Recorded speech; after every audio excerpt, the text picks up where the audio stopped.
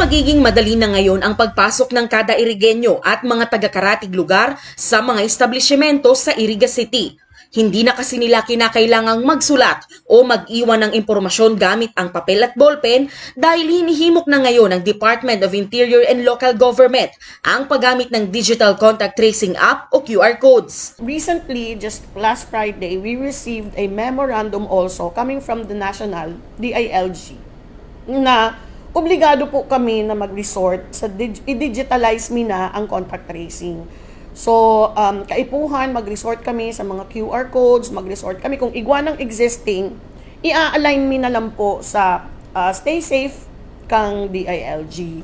Mandatory na ang paggamit ng QR codes o Digital Contact Tracing Application upang mas mapabilis ang contact tracing at agad na mapigilan ang pagkalat ng COVID-19 virus. Hindi na ito bago pa sa Iriga City, lalo pat noon pa may isinusulong na nila ang paggamit ng eye contact. So you really have to go to their families because you have to talk to them, not only to the one person, but to all the families who are exposed to the person exposed to the infected person.